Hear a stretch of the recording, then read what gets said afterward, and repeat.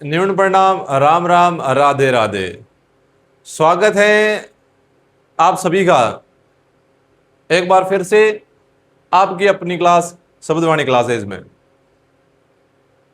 लगातार कई दिनों से चर्चा चल रही है एनसीईआरटी के ऊपर, साथ साथ में अपने करंट अफेयर्स के ऊपर। उम्मीद करता हूं कि आप अपनी जो हमेशा की क्लास है एनसीईआरटी की और जो करंट अफेयर्स की क्लास है वो आप लगातार शब्दवाणी क्लासेस की जो यूट्यूब चैनल है उस पर लगातार देख रहे होंगे। अगर आप आज नए जुड़े हो और आपने जो पीछे की अपनी एनसीईआरटी की क्लास है या फिर जो करंट अफेयर्स की क्लास है वो नहीं देखी है, तो अपना एक दिन, ज़्यादा दिन नहीं लगेगा, अपने एक दिन में लगभग अपने 5-6 क्लासें हैं वो आप डाउनलोड करके या सीधा ऑनलाइन माध्यम से अपने यूट्यूब चैनल पर देख सकते हो, जिसमें आपको अपनी जो क्लास 8वीं है वो क्लास 8वीं की जो एनसीईआरटी की किताब है हमारा अतीत, उसका पहला अध्याय, दूसरा, तीसरा और चौथा अध्याय, इतने अध्याय आपको कंप्लीट करवा दिए हैं। इसके साथ साथ में पहला अध्याय, दूसरा, तीसरा और तीसरे अध्याय तक के जो क्वेश्चन हैं, मोस्ट इंपॉर्टेंट एमसीक्यू क्वेश्चन है, वो भी आपको करवा दिए गए हैं। और आज अपन जो चर्चा करेंगे वो हमारा अतीत का जो अध्याय 4 है, आदिवासी दीकू और एक स्वर्ण युग की कल्पना, इनके ऊपर जो महत्वपूर्ण 25 प्रश्न हैं उनके ऊपर बात करेंगे। हालांकि अपना जो दूसरा और तीसरा पार्ट था वो काफी बड़े थे, काफी इंपॉर्टेंट पार्ट थे, तो उनमें मैंने जो प्रश्न उत्तर के पार्ट है वो 2 पार्ट में क्लास ली है, एक पार्ट 1 और पार्ट 2, तो आप वो दोनों देखना ना भूलिए। और हमेशा की जो अपनी डेली एनसीईआरटी की क्लास है वो, जो अपनी करंट अफेयर्स की क्लास है वो तो आपको देखनी है। तो चलते हैं आज के अपने चैप्टर की तरफ कि एनसीईआरटी क्लास 8 की जो हमारा अतीत की किताब है उसमें जो अध्याय 4 है, आदिवासी दीकू और एक स्वर्ण युग की कल्पना, महत्वपूर्ण 25 प्रश्न उत्तर। इस अध्याय में अपन ने पढ़ा क्या था? अगर आपने एकदम ध्यान से देखा होगा, पढ़ा होगा, तो आपको पता है कि अपन ने क्या पढ़ा था। आदिवासियों के बारे में पढ़ा था कि किस प्रकार भारत में जब अंग्रेजों का शासन फैला, ईस्ट इंडिया कंपनी का शासन फैला, तो आदिवासियों पर क्या प्रभाव पड़े, अंग्रेजों ने किस प्रकार आदिवासियों को एक जगह बसाना शुरू किया, वो आदिवासियों को एक जगह क्यों बसाना चाहते थे, जब आदिवासी एक जगह से दूसरी जगह फिर फिर कर खेती करते थे, जिसे झूमंतु खेती कहा जाता है, घुमंतु खेती, उस पर उन्होंने रोक लगानी चाहिए। तो ये सब चीजें अपन ने पढ़ा। और जो आदिवासी थे वो दीकू, दीकू मतलब शैतान, अपने लिए शैतान किसे मानते थे वो भी अपन ने पढ़ा था। और एक स्वर्ण युग की कल्पना, किस प्रकार बिरसा मुंडा के जो समुदाय के लोग थे वो मानते थे कि वापस जो जंगल है उन पर अपना शासन होगा और अपने लिए एक नया स्वर्ण युग आएगा। वो स्वर्ण युग की कल्पना किस प्रकार करते थे उसके बारे में भी अपन ने पढ़ा। तो चलते हैं अब अपने प्रश्न उत्तर की तरफ। पहला क्वेश्चन है, बिरसा मुंडा का जन्म किस दशक के मध्य में हुआ था? बिरसा मुंडा का जन्म कब हुआ था? बिरसा मुंडा का जन्म हुआ था 1875 में। बिरसा मुंडा का जन्म कब हुआ था? 1875 ईस्वी में। अब इसने पूछा है किस दशक के मध्य में, तो 1870 के दशक का तो जा उसके मध्य में किसका जन्म हुआ था?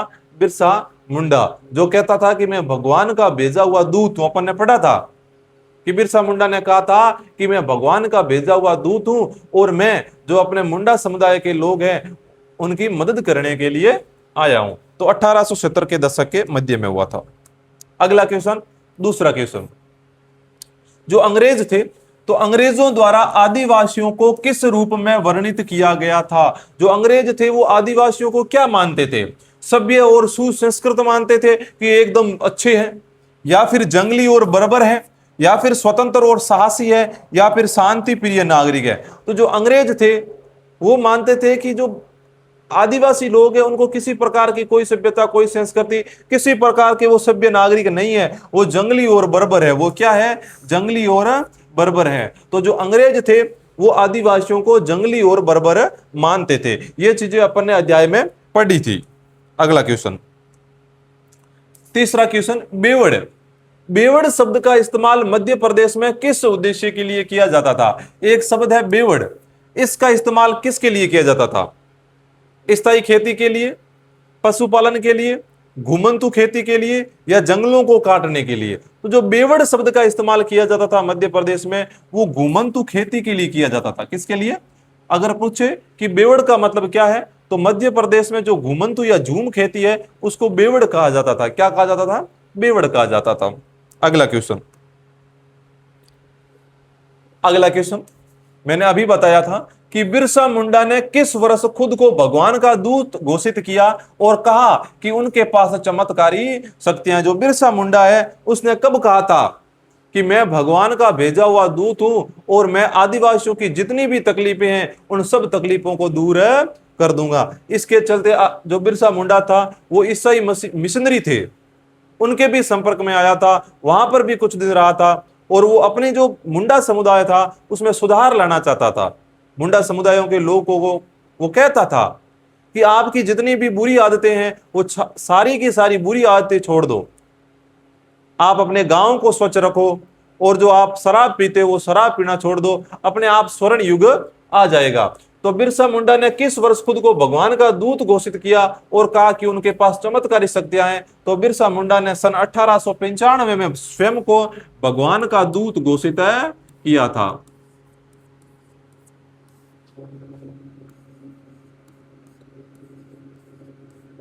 भगवान का दूत घोषित किया था 1895 में। अगला क्वेश्चन, झूम खेती पढ़ाया था। झूम खेती का मतलब क्या होता है? एक जगह टिक कर खेती ना करना, एक जगह से दूसरी जगह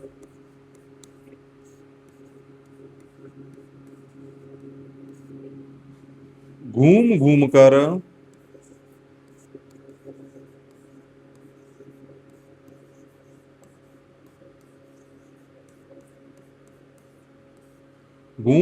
कर खेती करना।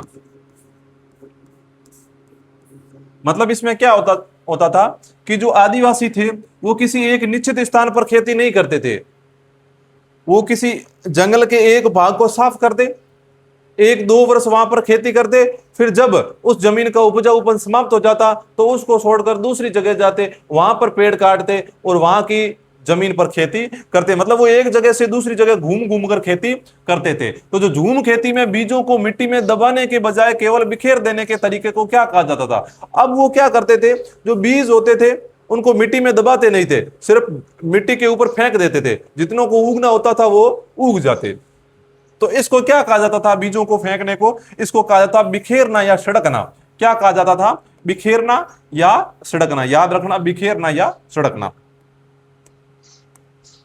अगला क्वेश्चन, छोटा नागपुर के कौन से आदिवासी समुदाय झूम खेती और जंगलों पर समान अधिकार के लिए जाने जाते हैं? छोटा नागपुर का जो पठार है, ये पठारी क्षेत्र है, आपको याद रखना है। छोटा नागपुर का एक पठारी क्षेत्र है। भारत के अगर अगर अपन भारत का जियोग्राफिकल स्ट्रक्चर पढ़े तो उसमें छोटा नागपुर का पठार पढ़ाया जाता है। तो छोटा नागपुर के कौन से जो आदिवासी थे वो झूम खेती और जंगलों पर समान अधिकार के लिए जाने जाते थे? तो वो जंगलों पर अपना अधिकार जमाते थे, वो थे मुंडा। कौन थे? मुंडा। छोटा नागपुर के पठार पर कौन से आदिवासी समुदाय? तो मुंडा आदिवासी समुदाय थे, वो अपना समान अधिकार के लिए जाने जाते हैं। याद रखना, मुंडा समुदाय। अगला क्वेश्चन, उड़ीसा के जंगलों में रहने वाला कौन सा समुदाय वन्य उत्पादों को इकट्ठा करने और शिकार के लिए प्रसिद्ध था? उड़ीसा में कौन सा था? छोटा नागपुर में तो मुंडा था, छोटा नागपुर में कौन सा था?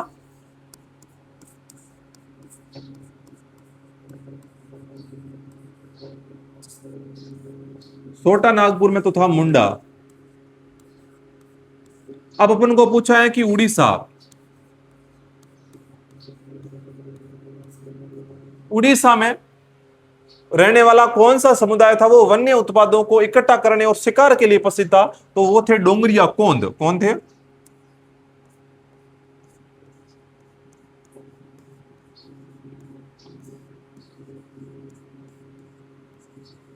कौन थे? डोंगरिया कोंद थे। वो अपने जो उड़ीसा के जंगल है वहां पर वन उत्पादों को इकट्ठा करने और शिकार के लिए प्रसिद्ध थे डोंगरिया कोंद। अगला क्वेश्चन है साल और महुआ। 8वां क्वेश्चन, साल और महुआ के बीजों का इस्तेमाल आदिवासी किस कार्य के लिए करते थे? जो आदिवासी थे वो मैंने आपको पढ़ाया था कि आदिवासी थे वो साल और महुए का प्रयोग क्यों करते थे। अब एक तो चीज है कि सर महुए से जो दारू है वो बनाई जाती है, लेकिन दारू का ऑप्शन नहीं है इसमें। ऑप्शन है केवल खाने के लिए, या तेल निकालने के लिए, या दवाइयां बनाने के लिए, या रंगाई करने के लिए। तो जो आदिवासी थे वो साल और महुआ का इस्तेमाल करते थे तेल निकालने के लिए। किसके लिए करते थे? तेल निकालने के लिए। वो अपने सब्जी बनाने के लिए या सिर में लगाने के लिए, विभिन्न प्रकार के कार्यों के लिए तेल निकालते थे। तो तेल के लिए वो किसका इस्तेमाल करते थे? साल और महुआ। किसका इस्तेमाल करते थे? साल और महुआ। साल और महुआ के बीज थे उनसे तेल निकालते थे आदिवासी समुदाय। आज का अपना अगला 9वां क्वेश्चन, जो स्थानीय बुनकर थे, जो कपड़ा बुनने का काम करते थे, विभिन्न प्रकार के छोले बुनते थे, तो स्थानीय बुनकर और जो चमड़ा कारीगर को कपड़ों और चमड़ों की रंगाई के लिए किन फूलों की जरूरत होती थी? तो जो कपड़ों के कारीगर थे या जो चमड़ों की रंगाई के लिए वो कौन से फूलों का इस्तेमाल करते थे? गुलाब और गेंदा, या फिर कुसुम और पलाश, या फिर चमेली और सूरजमुखी, या फिर कमल और महुआ? बताओ। स्थानीय बुनकर थे वो चमड़ा कारीगर हो या जो बुनकर थे वो अपने चमड़ों को या कपड़ों को रंगने के लिए किसका इस्तेमाल करते थे? तो वो जो कुसुम और पलाश थे, कुसुम और पलाश। अपन ने पढ़ा था पलासी का युद्ध, वहां पर पढ़ा था कि आसपास में पलाश के फूल ज्यादा थे, धीरे धीरे नाम पड़ गया पलाश से पलासी। कब लड़ा गया था? 1757 ईस्वी में लड़ा गया था पलासी का युद्ध, पढ़ाया था मैंने आपको। अगला क्वेश्चन याद रखना, कुसुम और पलाश। अगला क्वेश्चन है कि मध्य भारत का कौन सा आदिवासी समुदाय खुद को जंगल की संतान मानता था और मजदूरी करने को अपना अपमान समझता था? मध्य भारत का ऐसा कौन सा आदिवासी समुदाय था वो कहता था कि साहब हम तो है ना, हम तो जंगल की संतान है। धीरे धीरे जब अंग्रेज कई आदिवासी समुदायों को प्रताड़ित करने लगे तो वो क्या करने लगे? जंगलों को छोड़कर आसपास के जो गांव थे वहां पर जाने लगे और वहां पर कार्य करने लगे, मजदूरी करने लगे। लेकिन एक आदिवासी समुदाय ऐसा था वो मानता था कि नहीं, हम भले ही भूखे मर जाए लेकिन कभी हम मजदूरी नहीं करेंगे। हम किसकी संतान है? हम जंगलों की संतान है। तो कौन सा आदिवासी समुदाय था वो खुद को जंगल की संतान मानता था और मजदूरी करने को अपना अपमान है? वो कहता है कि साहब अगर किसी के आगे जाकर मैं मजदूरी करूंगा तो वो मेरा अपमान है, मेरे समाज का, मेरे समुदाय का अपमान है। तो वो कौन सा था? अब मजदूरी करने के लिए बाहर जाते हैं तब बैग लेकर निकलना पड़ता है। क्या लेकर निकलना पड़ता है? बैग। तो ऐसा कौन सा समुदाय था जो बैग लेकर नहीं निकलना चाहता था? बेगा समुदाय। जो बेगा समुदाय था, कौन सा समुदाय? बेगा समुदाय था। वो कहता था कि हम जंगल की संतान है और हम बाहर मजदूरी करने के लिए नहीं जाएंगे, हम बाहर मजदूरी करने के लिए नहीं जाएंगे। ये कौन कहता था? ये अपना जो बेगा समुदाय था वो कहता था। अगला क्वेश्चन है पंजाब के पहाड़ों में रहने वाले वन गुजर और आंध्र प्रदेश के लबाड़िया, ये दो समुदाय हैं। पंजाब के पहाड़ों में तो वन गुजर और आंध्र प्रदेश के लबाड़िया समुदाय के लोग मुख्य रूप से क्या थे? वन गुजर और लबाड़िया, इन दोनों का काम क्या था? तो ये समुदाय शिकारी थे, गाय भैंस के झुंड पालने वाले चरवाहे थे, झूम काश्तकार थे या बुनकर थे? तो मैं आपको बता दूं कि ये दोनों समुदाय थे वो गाय भैंस के झुंड पालने वाले चरवाहे थे। ये क्या करते थे? गाय, ज्यादा संख्या में गाय भैंस पालते और उनके विभिन्न उत्पादों को आसपास के गांवों में बेच देते थे। तो पंजाब के पहाड़ों में रहने वाले वन गुजर और आंध्र प्रदेश के लबाड़िया मुख्य रूप से गाय भैंस के झुंड पालने वाले चरवाहे थे। यह था आज का 11वां क्वेश्चन। एकदम सब के सब चौथे पार्ट के क्वेश्चन तो बिल्कुल सरल है, लेकिन अगर आप तीसरे अध्याय के और दूसरे अध्याय के आपने क्वेश्चन पढ़े होगा ना, वास्तव में मजा उन प्रश्नों में आया था। कितने अच्छे क्वेश्चन थे, प्रत्येक प्रश्न एग्जाम की दृष्टि से उपयोगी था। लेकिन प्रश्न कहीं से भी पूछा जा सकता है, तो चौथा पार्ट भी इसलिए बहुत इंपॉर्टेंट है। वन गुजर के बारे में, लबाड़िया के बारे में, कौन सा समुदाय कहां रहता था, इन सब चीजों के बारे में पूछा जा सकता है, तो ये भी अपन को ध्यान से देखने हैं। 12वां क्वेश्चन है, कुल्लू के गद्दी समुदाय के लोग मुख्य रूप से क्या काम करते थे? तो जो कुल्लू के गद्दी समुदाय के लोग थे वो क्या करते थे? चरवाहे या गडरिये थे। वे रेशम के कीड़े पालते थे। रेशम के कीड़े कौन पालता था? रेशम के कीड़े तो जो संथाल थे वो पालते थे। संथाल थे, वो रेशम के कीड़े पालते थे। केवल शिकार करते थे। वे सोने की खदानों में काम करते थे।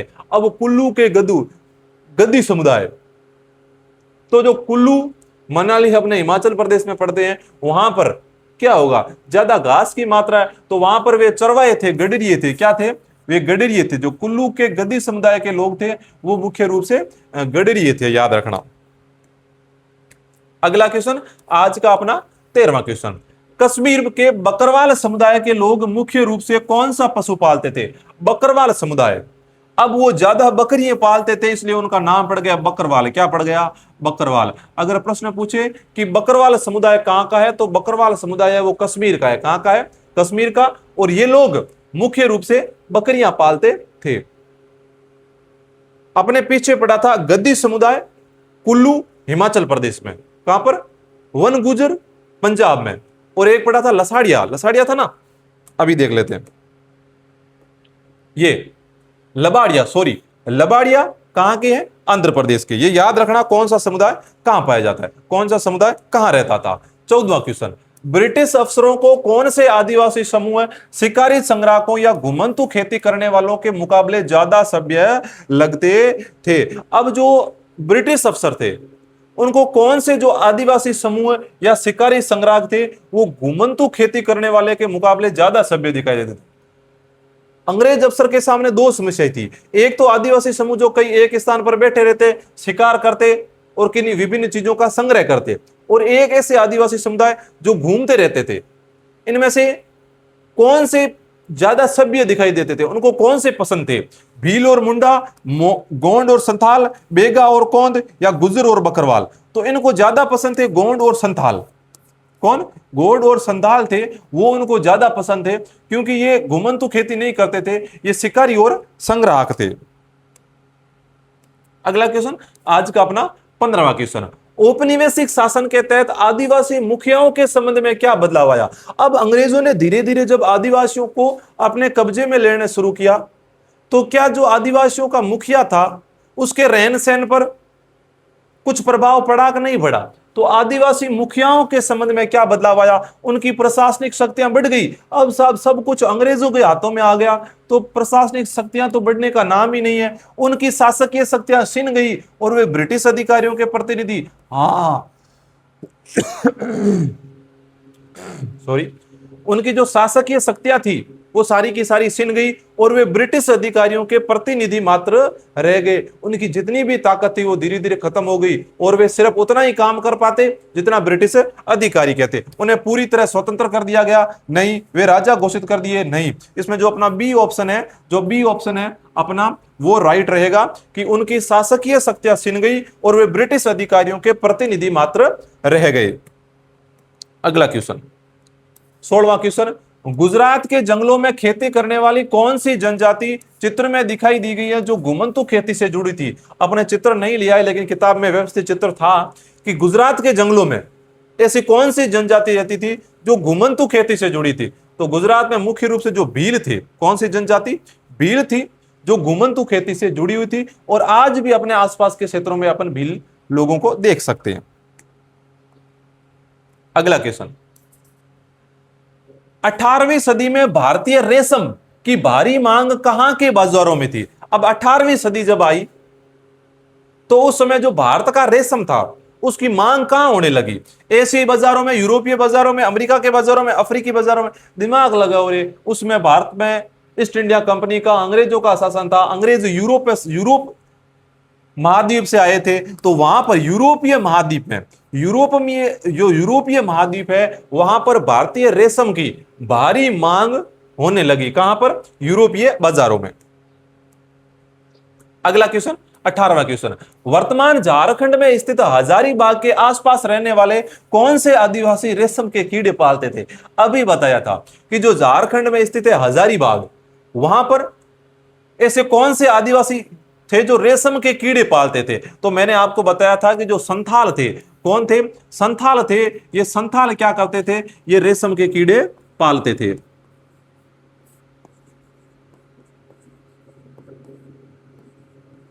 संथाल थे, ये रेशम के कीड़े पालते थे।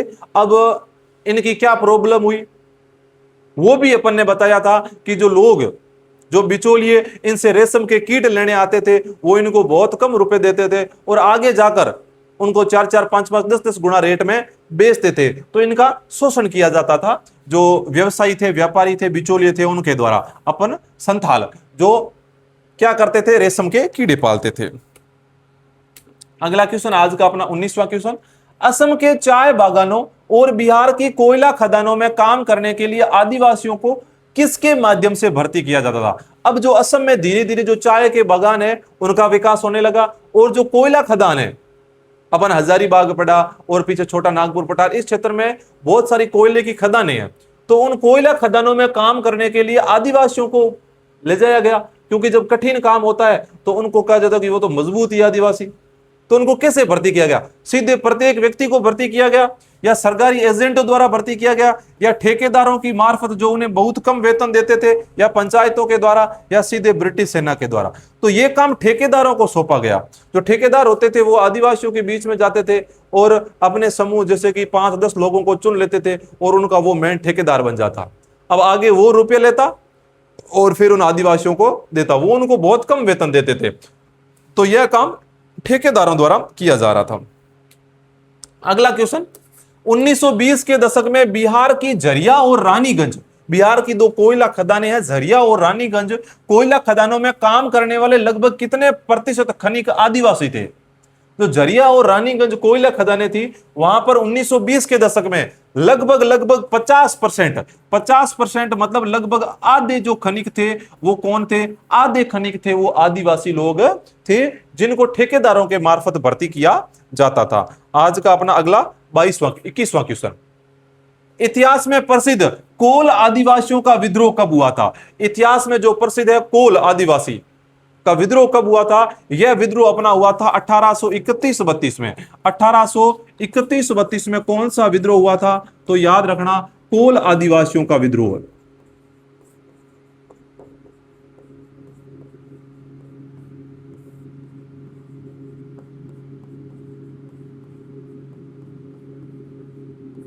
कोल आदिवासियों का विद्रोह हुआ था, कब हुआ था? 1831-32 में। अगला क्वेश्चन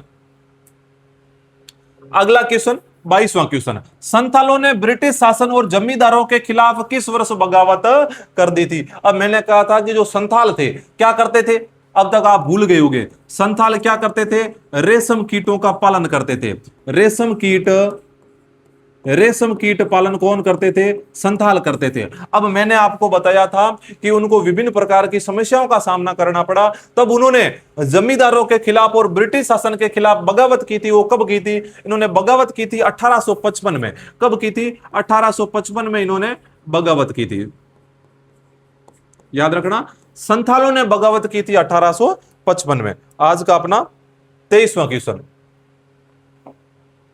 मध्य भारत में बस्तर विद्रोह कब हुआ और महाराष्ट्र में वर्ली विद्रोह कब हुआ? यह प्रश्न वेरी इंपॉर्टेंट क्वेश्चन है कि जो मध्य भारत में एक विद्रोह हुआ था बस्तर विद्रोह, और महाराष्ट्र में हुआ था वर्ली विद्रोह, ये किस वर्ष हुए थे? 1855 1910 में, 1910 1940, 1940 1831, 1831 1910। तो इसमें जो बस्तर विद्रोह हुआ था, वो हुआ था 1910 में, और वर्ली विद्रोह हुआ था वो 1940 में। 1910 में और 1940 में। बस्तर विद्रोह 1910 में और वर्ली विद्रोह 1940 में। याद रखना, ये मध्य भारत के प्रमुख, एक बस्तर विद्रोह और एक महाराष्ट्र का वर्ली विद्रोह। पूछा जा सकता है बस्तर विद्रोह 1910 में, 30 साल बाद 1940 में वर्ली विद्रोह हुआ था।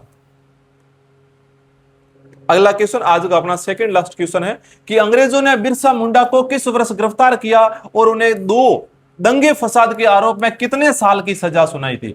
अब बिरसा मुंडा को गिरफ्तार कर लिया कि आप क्या कर रहे हो, अपने आदिवासी समुदाय को हमारे विरोध में भड़का रहे हो। तो अंग्रेजों ने बिरसा मुंडा को गिरफ्तार कर लिया और उन्हें कितने साल की सजा सुनाई। तो उन्हें कब गिरफ्तार किया गया?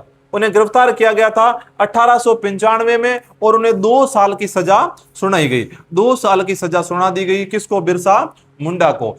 1895 में इनको गिरफ्तार कर लिया गया।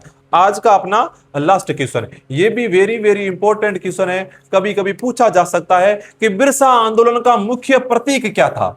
बिरसा आंदोलन का जो मुख्य प्रतीक था वो क्या था, और सन 1900 में बिरसा की मृत्यु किस बीमारी के कारण हुई। सन 1900 में जब बिरसा की मृत्यु हुई तो उसके बाद में जो बिरसा मुंडा का जो आंदोलन था वो धीरे धीरे ठंडा पड़ गया। अब आपको बताना है कि इनका प्रतीक क्या था। तो इनका प्रतीक था वो सफेद झंडा था, और हैजा के कारण सन 1900 में बिरसा मुंडा की क्या हो गई थी? मृत्यु हो गई थी, और फिर इनका आंदोलन था वो धीरे धीरे धीरे ठंडा पड़ गया था। ये अपने थे जो अध्याय चौथा था, आदिवासी, दीकू और एक स्वर्ण युग की कल्पना, उसके बारे में अपन ने महत्वपूर्ण 25 प्रश्नों के बारे में चर्चा कर ली है। अध्याय चौथा था आदिवासी, दीकू और एक स्वर्ण युग की कल्पना। आशा करता हूं कि आपको ये प्रश्न अच्छी तरह से याद हो गए होंगे, और अगर अभी तक याद नहीं हुए हैं तो अपनी जो अध्याय 4 की जो क्लासें अपलोड की गई है आप जाकर वो देखिए, उनमें विस्तार से प्रत्येक चीज को समझाया गया है।